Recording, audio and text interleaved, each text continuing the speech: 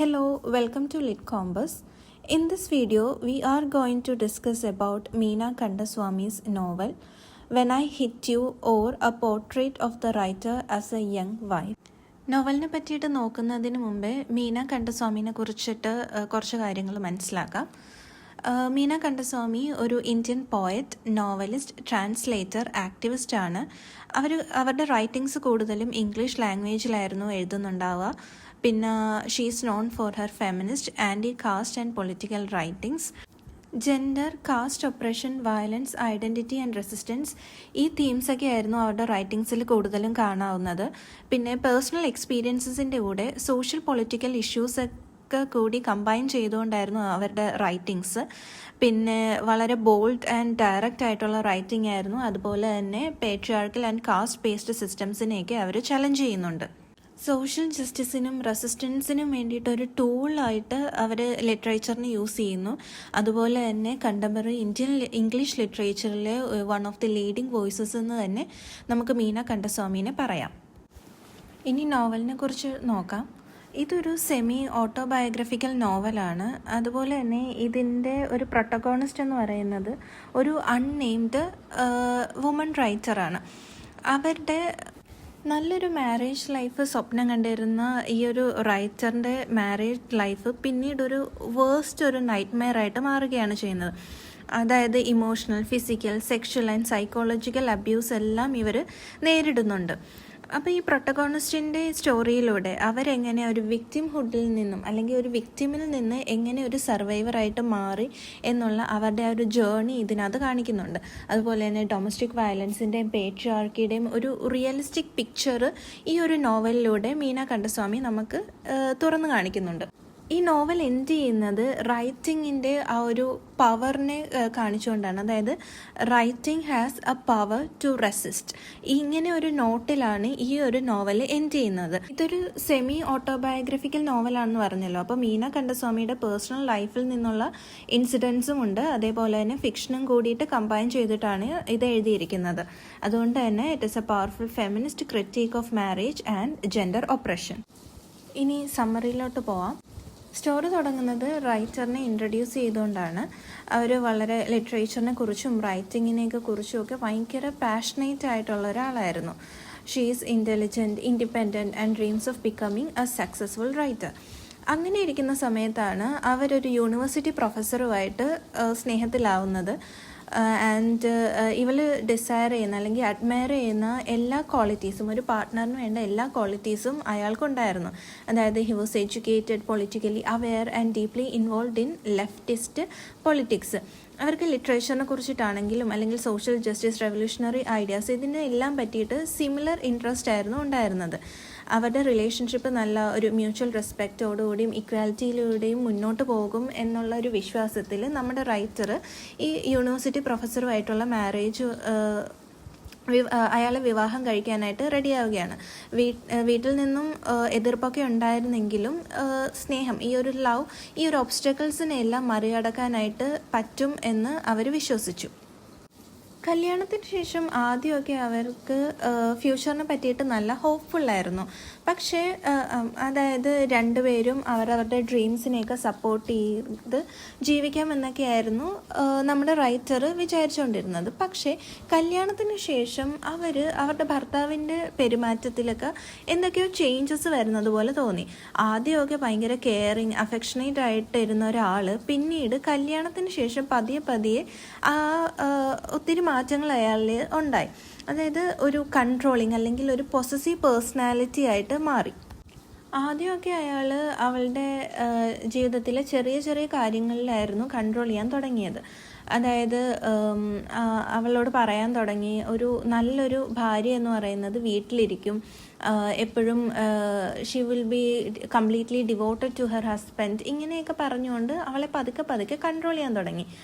പിന്നീട് അവളോട് അവളുടെ ജോലി റിസൈൻ ചെയ്യാൻ പറയുന്നു. കാരണം അയാൾ ഇതിനെല്ലാം ജസ്റ്റിഫൈ ചെയ്യുന്ന റീസൺ എന്ന് പറയുന്നത്, ഒരു മാരീഡ് വുമൺ അങ്ങനെ പുറത്തു പോയി ജോലി ചെയ്യേണ്ട കാര്യമൊന്നും ഇല്ല, വീട്ടിൽ തന്നെ ഇരുന്നാൽ മതി എന്ന് പറഞ്ഞ് അവളെ കൊണ്ട് അവളുടെ ജോലി റിസൈൻ ചെയ്യിപ്പിക്കുന്നു. പക്ഷേ ഇവൾ വളരെ റിലക്റ്റൻ്റ് ആയിട്ട് നിൽക്കുമെങ്കിലും പതുക്കെ അവരുടെ കരിയറിൽ സാക്രിഫൈസ് ചെയ്തു. കാരണം മാരീഡ് ലൈഫിൽ ആ ഒരു പീസ് മെയിൻറ്റെയിൻ ചെയ്യാനായിട്ട് ആ ഒരു ജോലി റിസൈൻ ചെയ്തു. പക്ഷേ ജോലി റിസൈൻ ചെയ്തപ്പോൾ ഇവൾ കംപ്ലീറ്റ്ലി അയാളിൽ ഫിനാൻഷ്യലി ഡിപ്പെൻഡൻ്റ് ആയിട്ട് മാറുകയാണ് ചെയ്യുന്നത്. പിന്നീട് അവൾ ആ പുറം ലോകത്തിൽ നിന്ന് കംപ്ലീറ്റ്ലി ഐസൊലേറ്റ് ചെയ്തു. കൂട്ടുകാരോടോ അല്ലെങ്കിൽ വീട്ടുകാരോടോ പേരൻസിനോടോ ഒന്നും സംസാരിക്കാനോ അവരെ പോയി കാണാനോ ഒന്നും അനുവദിച്ചില്ല. എല്ലാം ഫോർബിഡ് ചെയ്തു. പിന്നെ എല്ലാ കോളും എല്ലാ കോൺവെർസേഷനും ഒക്കെ ക്വസ്റ്റ്യൻ ചെയ്തു. അതായത് അവൾക്ക് ഇമോഷണൽ സപ്പോർട്ട് കൊടുക്കും എന്ന് തോന്നുന്ന എല്ലാവരിൽ നിന്നും അവളെ വേർതിരിക്കാൻ തുടങ്ങി, എല്ലാവരിൽ നിന്നും അകറ്റി. അവളുടെ സോഷ്യൽ മീഡിയ അക്കൗണ്ട് പോലും അയാൾ ഡിലീറ്റ് ആക്കി കളഞ്ഞു. അവളുടെ ഫോണിൻ്റെ പാസ്വേഡും ഇമെയിലിൻ്റെ പാസ്വേഡും എല്ലാം അയാൾക്ക് കൊടുക്കണം. ഇപ്പം എന്തെങ്കിലും ഡിജിറ്റൽ ആക്ടിവിറ്റീസിൽ എൻഗേജ് ആകുന്നുണ്ടെങ്കിൽ പോലും അതെല്ലാം ഇയാളുടെ ഒരു സൂപ്പർവിഷനിലൂടെ മാത്രമായിരുന്നു പറ്റുന്നത്. അങ്ങനെ ഇവർ താമസിച്ച ആ ഒരു അപ്പാർട്ട്മെൻറ്റ് അവൾക്ക് ഒരിക്കലും രക്ഷപ്പെടാൻ പറ്റാത്ത ഒരു പ്രിസണായിട്ട് മാറുകയാണ് ചെയ്യുന്നത്. അതിനുശേഷം അവൾക്ക് ഏറ്റവും ഇഷ്ടപ്പെട്ട കാര്യമായിട്ടുള്ള റൈറ്റിങ്ങിനെ പോലും അയാൾ എതിർത്തു.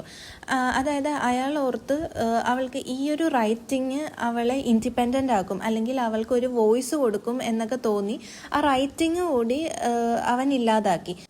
He orders her to stop writing completely. അവൻ്റെ വിചാരത്തിൽ ഒരു കല്യാണം കഴിച്ച ഒരു വുമൺ എന്ന് പറയുന്നത് ഒരിക്കലും ലിറ്ററേച്ചറിൽ അവളുടെ ടൈം വേസ്റ്റ് ചെയ്യരുത്. അവൾ ഹൗസ് ഹോൾഡ് ഡ്യൂട്ടീസും അല്ലെങ്കിൽ ഹസ്ബൻഡിൻ്റെ കാര്യവും ഒക്കെ നോക്കി മാത്രമേ സമയം ചെലവഴിക്കാൻ പാടുള്ളൂ.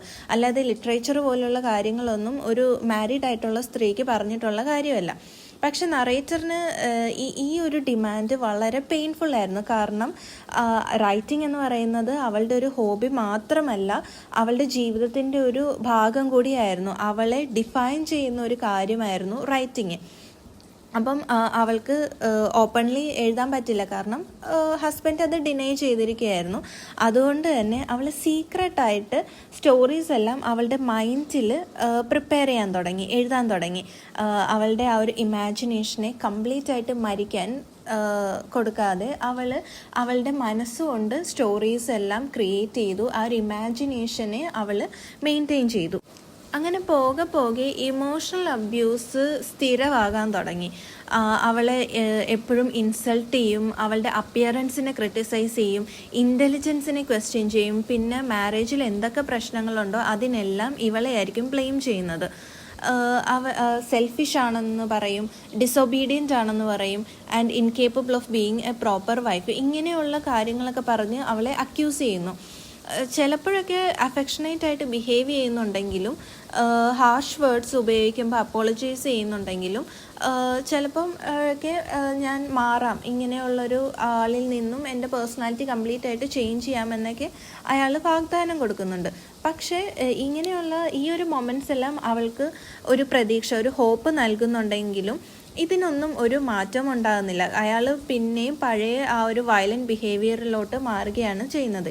ഈ ഒരു repeated cycle of abuse and apology അവളെ ഒരു ഇമോഷണലി എക്സോസ്റ്റഡ് അല്ലെങ്കിൽ കൺഫ്യൂസ്ഡ് ആയിട്ടുള്ളൊരു സ്റ്റേറ്റിലോട്ട് മാറ്റുകയാണ്. പിന്നെ ഈ ഇമോഷണൽ അബ്യൂസ് പതുക്കെ ഫിസിക്കൽ അബ്യൂസായിട്ട് മാറാൻ തുടങ്ങി. അവളെ സ്ലാപ്പ് ചെയ്യുന്നു, പഞ്ച് ചെയ്യുന്നു, കിക്ക് ചെയ്യുന്നു, and drag her by the hair, മുടിയിൽ പിടിച്ച് വലിക്കുന്നു. ചിലപ്പോഴൊക്കെ അവളെ ഒരു കാര്യമില്ലാതെ അവളെ അടിക്കുന്നു. പെട്ടെന്നായിരിക്കും ഈ വയലൻസ് എന്ന് പറയുന്നത്, പെട്ടെന്നായിരിക്കും, വളരെ അൺപ്രഡിക്റ്റബിൾ ആയിട്ടൊക്കെ ആയിരിക്കും നടക്കുന്നത്. എപ്പോഴും അവൾ ഒരു പേടിയോടെ ആയിരിക്കും നടക്കുന്നത്. കാരണം എപ്പോഴായിരിക്കും അടിക്കുന്നത് എന്നൊന്നും അവൾക്ക് അറിയത്തില്ല. അപ്പോൾ ഒരു കോൺസ്റ്റൻറ്റ് ഫിയറിലാണ് അവൾ എപ്പോഴും ഉണ്ടാകുന്നത്. എല്ലാ അറ്റാക്കിന് ശേഷം അതായത് ഈ പ്രൊഫസർ ഒന്നെങ്കിൽ അവൻ്റെ ആക്ഷൻസിനെയൊക്കെ ജസ്റ്റിഫൈ ചെയ്യും. ഒന്നെങ്കിൽ അവളെ കുറ്റപ്പെടുത്തും, അല്ലെങ്കിൽ അവൻ അപ്പോളജൈസ് ചെയ്യും, claiming that he lost control. അവന് ഒരു കൺട്രോൾ നഷ്ടപ്പെട്ട്, കാരണം ഇവളെ അത്രയും ഇഷ്ടമാണ്, അതുകൊണ്ട് അവളുടെ ഭാഗത്ത് നിന്ന് എന്തെങ്കിലും മിസ്റ്റേക്കൊക്കെ വരുമ്പോൾ എനിക്ക് കൺട്രോൾ ചെയ്യാൻ പറ്റുന്നില്ല, അതുകൊണ്ട് ഞാൻ അടിച്ചു പോകുന്നതാണ് എന്ന് പറഞ്ഞ് അവൻ്റെ ആക്ഷൻസിനെയൊക്കെ അവൻ ജസ്റ്റിഫൈ ചെയ്യുകയാണ് ചെയ്യുന്നത്. അങ്ങനെ ഈ ഒരു നറേറ്റർ പതുക്കെ മനസ്സിലാക്കുകയാണ് ഈ ഒരു അപ്പോളജീസൊക്കെ, ഇവൻ്റെ ഈ ഒരു ക്ഷമ പറച്ചിലൊക്കെ വെറും ടെമ്പററി ആയിട്ടുള്ള കാര്യമാണ്. അതായത് വയലൻസ് എപ്പോഴും തിരിച്ചു വരും, എന്തൊക്കെ പറഞ്ഞാലും ഇവൻ്റെ സ്വഭാവം മാറാൻ പോണില്ല. ഈ ഫിസിക്കൽ അബ്യൂസ് പിന്നീട് സെക്ഷൽ അബ്യൂസായിട്ട് മാറുകയാണ്. ഹസ്ബൻഡ് അവളുടെ ആ ഒരു ശരീരത്തിൽ കംപ്ലീറ്റ് ആയിട്ടൊരു അതോറിറ്റി ഏറ്റെടുക്കുകയാണ്, ഒരു കംപ്ലീറ്റ് പൊസഷൻ അവളുടെ ബോഡിയിൽ എടുക്കുകയാണ്. കാരണം അവളുടെ കൺസെൻറ്റ് ഇല്ലാതെ സെക്ഷൽ ആക്ട്സിൽ ഏർപ്പെടുന്നു. ആൻഡ് ഈ നറേറ്റർ ഇതെല്ലാം സൈലൻ്റ് ആയിട്ട് സഫർ ചെയ്യാണ്. കാരണം ഇത് സൊസൈറ്റി ഒരിക്കലും ഇങ്ങനെയുള്ള കാര്യങ്ങളെ അക്നോളജ് ചെയ്യത്തില്ല. കാരണം മാരിറ്റൽ റേപ്പ് എന്ന് പറയുന്നത് സൊസൈറ്റി ഒരിക്കലും അക്സെപ്റ്റ് ചെയ്യുന്ന കാര്യമല്ല. കാരണം സ്ത്രീയുടെ ബോഡി എന്ന് പറയുന്നത് ഹസ്ബൻഡിൻ്റേതാണ്. സ്ത്രീക്ക് അതിലൊരു വോയിസും ഇല്ല, റൈറ്റ് ഇല്ല എന്നാണ് സൊസൈറ്റി അക്സെപ്റ്റ് ചെയ്തിരിക്കുന്നത്. സൊസൈറ്റിയുടെ നോം അങ്ങനെയാണ്. അപ്പോൾ അവളുടെ മാരേജ് നോർമലാണ് എന്നായിരിക്കും പുറമേ ഉള്ളവർ കാണുന്നത്. പക്ഷേ അവൾക്ക് മാത്രമേ അറിയത്തുള്ളൂ how she is trapped in this deeply abusive relationship. ഈ കാലങ്ങൾ അത്രയും നറേറ്റർ വളരെ ലോൺലിയാണ്. കാരണം ആ ഒരു അപ്പാർട്ട്മെൻറ്റിൽ ഐസൊലേറ്റഡ് ആയിട്ട് ഇരിക്കുകയാണ് അവർ ചെയ്യുന്നത്. അവൾക്ക് ജോലിയില്ല, ക്ലോസ് ഫ്രണ്ട്സ് ഇല്ല, പിന്നെ ഫാമിലി ആയിട്ട് പോലും ചെറിയൊരു കോണ്ടാക്റ്റ് മാത്രമേ ഉള്ളൂ. എല്ലാ ടൈസും അയാൾ മുറിച്ചു കളയുകയാണ് ചെയ്തത്. അവളുടെ എല്ലാ മൂവ്മെൻറ്റും, അവൾ ചെയ്യുന്ന എല്ലാ മൂവ്മെൻറ്റും ഹസ്ബൻഡ് വാച്ച് ചെയ്യുന്നുണ്ട്. അവളുടെ ഇമെയിൽസ് വായിക്കും, അല്ലെങ്കിൽ അവളുടെ ഇൻ്റർനെറ്റ് ഹിസ്റ്ററി ചെക്ക് ചെയ്യും, പിന്നെ ഫോൺ കോൾസ് ഒക്കെ ലിസൺ ചെയ്യും. ആൻഡ് അവൾ ഇവനെ ബിട്രൈ ചെയ്യുന്നുണ്ടോ എന്നൊക്കെ ഉള്ള ഒരു സംശയങ്ങളും ഒക്കെ അവനിലുണ്ടാകുന്നുണ്ട്. ടെക്നോളജി, അതായത് ഒരിക്കൽ അവളെ പുറം ലോകമായിട്ട് കണക്ട് ചെയ്തിരുന്ന ഒരു കാര്യമായിരുന്നു ടെക്നോളജി എന്ന് പറയുന്നത്. പക്ഷേ ഇപ്പോൾ technology has become another means through which he controls her. അതായത് she feels as though every aspect of her life being monitored. അതായത് അവളുടെ എല്ലാ കാര്യങ്ങളും ഇപ്പം മോണിറ്റർ ചെയ്യപ്പെട്ടുകൊണ്ടിരിക്കുകയാണ്. അത്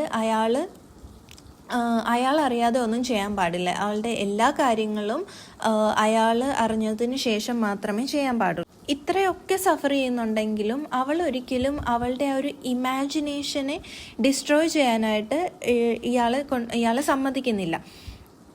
കാരണം ഷീ കണ്ടിന്യൂസ് റൈറ്റിംഗ് സീക്രറ്റ്ലി. ഇങ്ങനെ എഴുതരുതും എന്ന് പറഞ്ഞെങ്കിൽ പോലും അവൾ ഒരിക്കലും ആ ഒരു ഇമാജിനേഷനെ വിട്ടുകളയാനായിട്ട് അവൾ സമ്മതിക്കുന്നില്ല.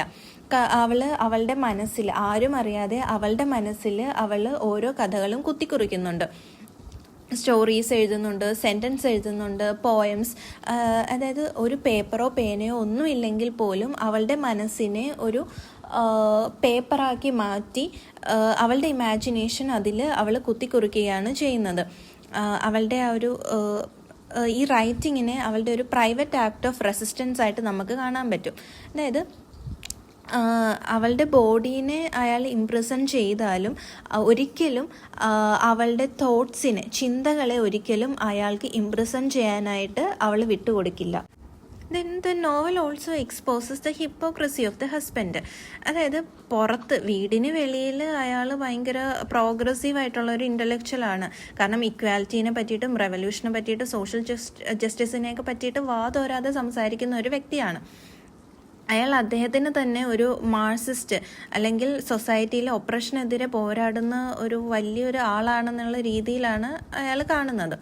പക്ഷെ വീടിനകത്ത് വന്ന അയാൾ കറക്റ്റ് ഒരു പേട്രിയാർക്കായിട്ടാണ് ബിഹേവ് ചെയ്യുന്നത്. ഡോമിനേറ്റ് ചെയ്യുന്നുണ്ട്, ഹ്യൂമിലേറ്റ് ചെയ്യുന്നുണ്ട്, ഭാര്യനെ അബ്യൂസ് ചെയ്യുന്നുണ്ട്. അവളുടെ പുറത്ത് സ്ത്രീകളുടെ റൈറ്റ്സിന് വേണ്ടിയിട്ട് സംസാരിക്കുന്നുണ്ടെങ്കിലും വീടിനകത്ത് വന്ന് ഭാര്യനെ കംപ്ലീറ്റ്ലി ഡോമിനേറ്റ് ചെയ്യുന്നൊരു പേഴ്സണാലിറ്റിയാണ് അദ്ദേഹത്തിൻ്റെത്. ഈ ഒരു കോൺട്രാസ്റ്റിലൂടെ കണ്ടസ്വാമി പറയുന്നത് എന്താണെന്ന് വെച്ചാൽ, പൊളിറ്റിക്കൽ ഐഡിയോളജി കൊണ്ട് മാത്രം ഒരിക്കലും പേട്രിയാർക്കൽ ആറ്റിറ്റ്യൂഡ്സിനെ കംപ്ലീറ്റ് ആയിട്ട് ഡിസ്ട്രോയ് ചെയ്യാനായിട്ട് സാധിക്കില്ല. പോകെ പോകെ ഈ അബ്യൂസ് എല്ലാം ഇങ്ങനെ കണ്ടിന്യൂ ചെയ്തു വന്നപ്പം നറേറ്ററിന് മനസ്സിലായ അവളുടെ ജീവിതം, അവളുടെ മാരേജ് ഒരിക്കലും മാറില്ല, എപ്പോഴും ഇങ്ങനെ തന്നെയായിരിക്കും ഉണ്ടാകുന്നത്. അപ്പോൾ അതുകൊണ്ട് തന്നെ ഈ ഒരു റിലേഷൻഷിപ്പിൽ കണ്ടിന്യൂ ചെയ്യുകയാണെങ്കിൽ അവളുടെ ബോഡിയും അവളുടെ സ്പിരിറ്റും എല്ലാം കംപ്ലീറ്റ്ലി ഡിസ്ട്രോയ് ചെയ്യപ്പെടും. അപ്പം ഇതിൽ നിന്ന് രക്ഷപ്പെടുക എന്ന് പറയുന്നത് അത്ര ഈസി ആയിട്ടുള്ള കാര്യമല്ല. അവൾ അത് വളരെ കെയർഫുള്ളായിട്ട് പ്ലാൻ ചെയ്യണം. എല്ലാ സ്റ്റെപ്പും വളരെ കെയർഫുള്ളായിട്ട് പ്ലാൻ ചെയ്യണം. കാരണം ഹസ്ബൻഡ് അവളെ എപ്പോഴും കോൺസ്റ്റൻ്റ്ലി അവളെ വാച്ച് ചെയ്തുകൊണ്ടിരിക്കുകയാണ് ചെയ്യുന്നത്. അവൾ പേടിച്ചാണ് ജീവിക്കുന്നത്. രക്ഷപ്പെടാനായിട്ടുള്ള എന്തെങ്കിലും അറ്റംപ്റ്റ് ഇവളുടെ ഭാഗത്തു നിന്നുണ്ടായാൽ അത് അയാളെ പ്രൊവോക്ക് ചെയ്യും. കാരണം പിന്നീടും ആ ഒരു ഇവളെ അടിക്കാനും ഒക്കെ ആയിട്ടുള്ളൊരു റീസൺ ആയിട്ടത് മാറും. അങ്ങനെ അവൾ ധൈര്യമൊക്കെ സംഭരിച്ച് ഹസ്ബൻഡിനെ വിട്ടിറങ്ങാനായിട്ട് തീരുമാനിക്കുന്നു. ഒരു ഡ്രമാറ്റിക്കോ അല്ലെങ്കിൽ ഒരു റൊമാൻറ്റിക്കോ ആയിട്ടുള്ളൊരു എസ്കേപ്പ് അല്ല ഇത്. ഇൻസ്റ്റെഡ് വളരെ ഡിഫിക്കൽട്ട് അല്ലെങ്കിൽ ഒരു പെയിൻഫുൾ ആയിട്ടുള്ളൊരു ഡിസിഷൻ ആവാണ്. അവളുടെ പുതിയൊരു ജീവിതത്തിലേക്കുള്ളൊരു തുടക്കം കൂടിയാണ് ഈ ഒരു എസ്കേപ്പ്. വളരെ ഒരു ഇമോഷണൽ സ്കാർസ് എല്ലാം അവളുടെ ഒരു മനസ്സിൽ പതിഞ്ഞിട്ടുണ്ടെങ്കിലും ഈ ഒരു അബ്യൂസീവ് മാരേജിൽ നിന്നും പുറത്തേക്ക് പോകുന്നത് വഴി അവൾക്ക് അവളുടെ ജീവിതത്തിലേക്ക് ഒരു ഒരു കൺട്രോള് വീണ്ടെടുക്കാനായിട്ട് സാധിക്കുന്നുണ്ട്. അതിൽ നിന്ന് രക്ഷപ്പെട്ട് കഴിഞ്ഞ് അവൾ റൈറ്റിങ്ങിലേക്ക് തിരിച്ചെത്തുകയാണ് ചെയ്യുന്നത്. അവളുടെ പെയിൻഫുൾ എക്സ്പീരിയൻസ് എല്ലാം അവളെ ലിറ്ററേച്ചറാക്കി മാറ്റുകയാണ്. അവളുടെ കഥകളിലൂടെ അവൾ ഡൊമസ്റ്റിക് വയലൻസിനെയും പേട്രിയാർക്കൽ ഒപ്രഷനെയൊക്കെ പറ്റിയിട്ട് തുറന്നെഴുതുകയാണ് ചെയ്യുന്നത്. ഈ റൈറ്റിങ്ങിലൂടെ അവൾക്ക് അവളുടെ ഐഡൻറ്റിറ്റീനെ റിക്കവർ ചെയ്യാനായിട്ട് പറ്റുന്നുണ്ട്. അവളുടെ കോൺഫിഡൻസ് റീബിൽഡ് ചെയ്യുന്നു. അതുപോലെ തന്നെ അബ്യൂസീവ് മാരേജസിൻ്റെ ആ ഒരു ഹിഡൻ റിയാലിറ്റീസ് കൂടിയിട്ട് അവൾ എക്സ്പോസ് ചെയ്യാണ് ചെയ്യുന്നത്. അതുകൊണ്ട് തന്നെ ഈ novel it becomes the product of resistance. അതായത് പേഴ്സണൽ സഫറിങ്ങിനെ ഒരു പൊളിറ്റിക്കൽ പ്രൊട്ടസ്റ്റായിട്ട് മാറ്റുന്ന ഒരു ടെസ്റ്റിമണി ആയിട്ട് ഈ നോവൽ മാറുകയാണ് ചെയ്യുന്നത്. ഈ നോവൽ എൻഡ് ചെയ്യുന്നത് ഒരു റിവെഞ്ചിലൂടെയല്ല, മറിച്ച് സർവൈവലിലൂടെയാണ്. നറേറ്റർ ഒരിക്കലും പറയുന്നില്ല ഹീലിംഗ് ഒരിക്കലും ഈസി അല്ല, കംപ്ലീറ്റ് അല്ല. പക്ഷേ ഫ്രീഡം എങ്ങനെ തുടങ്ങും, അതായത് ഒരു സ്ത്രീ അവളുടെ വോയിസ് റീക്ലെയിം ചെയ്യുന്നത് വഴി എങ്ങനെ അവൾക്ക് ഫ്രീഡം തിരിച്ചു കിട്ടും എന്നാണ് പറയുന്നത്. Through writing, she refuses to let her abuser define her life. അതുകൊണ്ട് തന്നെ ഈ ഒരു സ്റ്റോറി ഒരു സഫറിങ്ങിനെ പറ്റിയിട്ടും അതുപോലെ തന്നെ സെലിബ്രേഷൻ ഓഫ് റെസിലിയൻസുമായിട്ട് മാറുകയാണ് ചെയ്യുന്നത്. അതായത് story telling itself can become an act of liberation against patriarchy. So അതാണ് മീന കണ്ടസ്വാമിയുടെ when I hit you or a portrait of the writer as a young wife in the summary. Hope you all understand the summary and see you all in the next class.